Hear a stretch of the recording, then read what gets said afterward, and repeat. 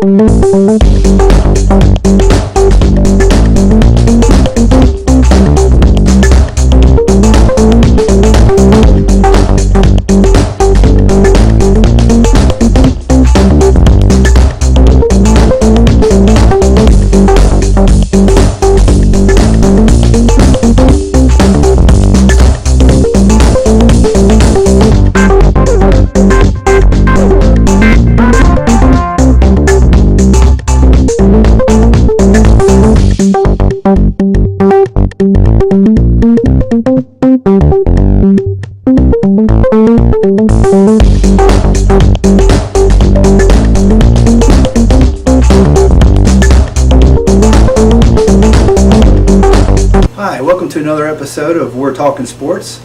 I'm here with Lou Gupinatis, old seasoned veteran. Welcome, Lou. How do you do? You're doing good. October is a great month for sports, isn't it? Oh, yeah, definitely. It's the best month in the year. Yes, You got everything. Yeah, you got the end of the baseball and the beginning of the football seasons. Yeah, you got NFL obviously on Sundays, college football Saturdays, Right.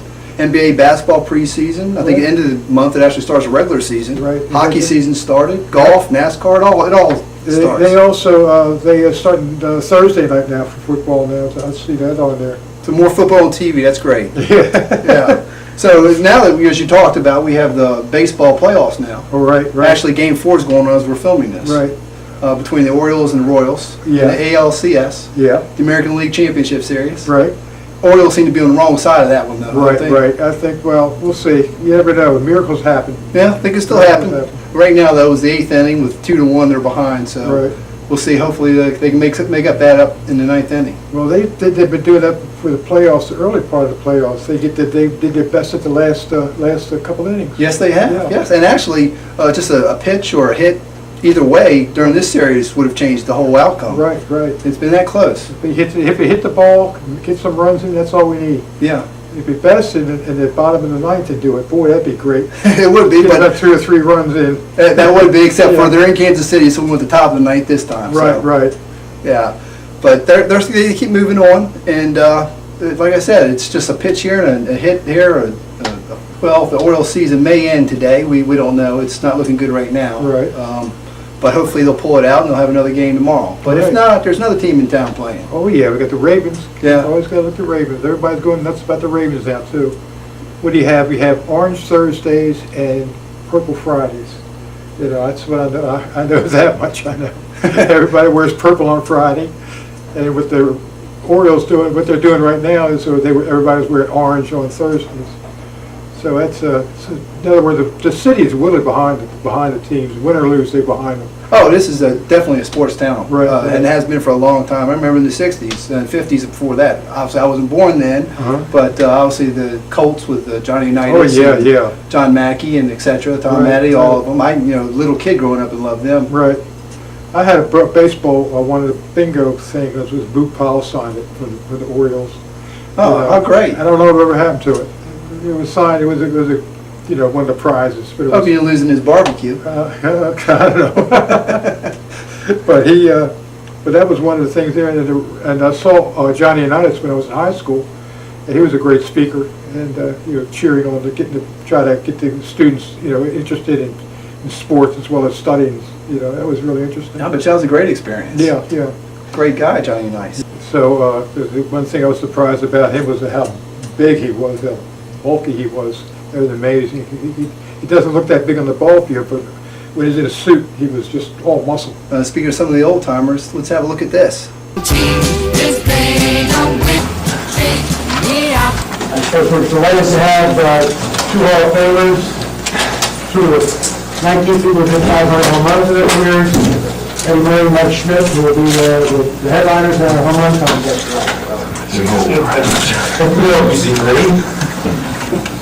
I'm tired, so you know, he was an American League most of my career, and I just watched him on TV, and the 1983 World Series was really the only time a couple spring training games, the only time I really got to see Eddie in person, and always admired him as a hitter, always jealous of him as a hitter. The guy got to switch hit. You know, a higher switch hitter, hit from both sides of the plate, power from both sides of the plate.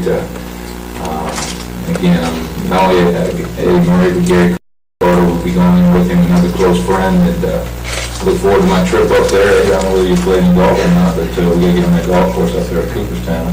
Yeah, but one day. They'll make you do that. Just the one day. But yeah, I'll be right there sitting behind him and giving him all the support he needs. Guys, both of you, how does it feel to go out in a contest like this? Is it nice to get back in the uniform and hit swing, or do you get, to naturally would do it because sometimes you would be afraid of embarrassing yourself? How do you feel about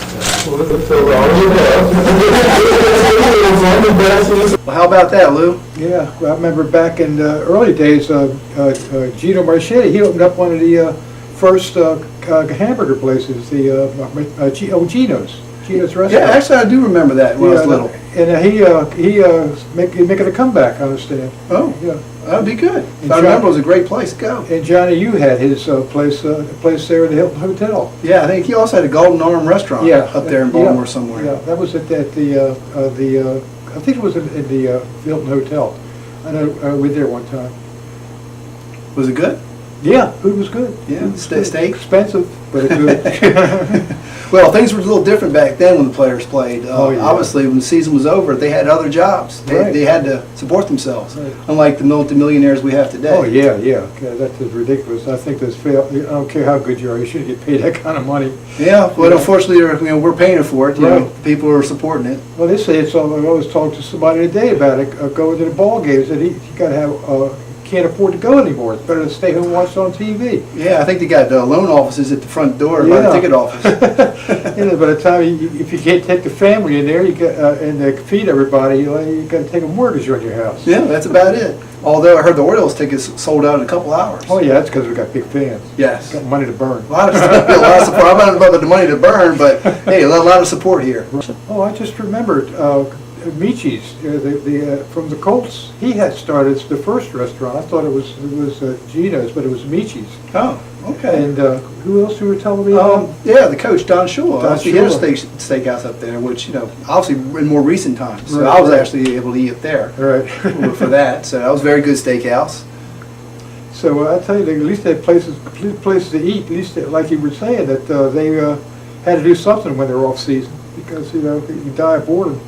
They got to have some money coming in. Of course, they're not making the money like they're doing today, but back then they had to work off season as well as doing the game. Sure. Yeah. Well, Lou, I hope you're enjoying yourself. Yeah, reminiscing about the old days. It was fun. It's Yeah, fun. yeah. This time's just flying right now. Right.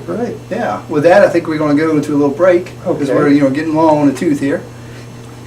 This is the kids' discovery room. This is our locker room. The kids get to try a bunch of different activities, and of course they get to try on all of different game-used equipment: baseball, football, soccer, lacrosse, and the equipment that's actually game-used from different schools, different teams.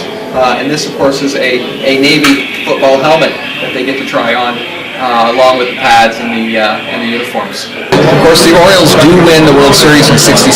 They win it again in 1970, and they win it in 1983. That was their last World Series. This trophy right here is the 1983 World Series trophy. It was the last time the Orioles won the World Series against the Phillies. And right next to it is a World Series ring that belonged to world-renowned broadcaster, sports broadcaster Chuck Thompson. We have an interactive, it's a holographic soccer ball projected from the ceiling. Kids come in and they actually get to play soccer. And the idea that we wanted to create here is that when kids are playing soccer, their team, the Baltimore Blast, is actually looking out from the sideboards. And on the other side, we have the exhibit case with all of the Baltimore Blast artifacts. And I will tell you, this is a favorite among the kids. Yeah, okay, guys. All That right. was great. Hey, and we're back. And one thing I've been meaning to ask you, Lou, is that's a great hat you got up there. Where'd that come from? Well, I purchased this because it was in the Army Security Agency. And I went online and looked it up, and I didn't realize how elite group it was. It was only about 2,000 people in the whole unit. And it's the history of my services. The one here at the bottom is where I was at Fort Dix, got my basic training. The castle was down at Fort Belvoir, Virginia, and that's where I got my training as a generator maintenance. This patch over here is the only patch we had to wear in Europe because they didn't want to know us. We were an ASA, because in the middle one here is the actual patch that we were supposed as a unit. And the bottom was the highest rank I got, was SP4, which was, wasn't high, but that's sort of like the history of it. These little guys on the side, they call him Sneaky Pete. He was the guys that would wear it underneath their collars because they weren't registered regular Army, so they couldn't have it. There was it was shows that you were an ASA. It was just a spy, So that's what that whole hat thing is about. I bet that makes you feel real proud. Oh yeah, it makes me feel good, feel great because as people recognize what that you did do the service, and that you did it out of thing. They still had the draft on. I wasn't going to be drafted. I volunteered. I just wanted to be in. I was not going to be dragged in, so I had to do an extra year's service. But that was worth it to me, and I felt better about it. So if somebody says, thanks for your service, it makes me feel that I did something. Well, you did. Yeah. Lou, I've really enjoyed our time. I really appreciate you coming here. I appreciate being Bring here. your clips with you. Yeah, I had a lot of fun. Great, because it's very interesting. If you too would like to be on this show, please contact me, Rick Schnabele, at We're Talking Sports. And maybe we'll have a subject you'd like to talk about. Let's put it on the air. We're Talking Sports.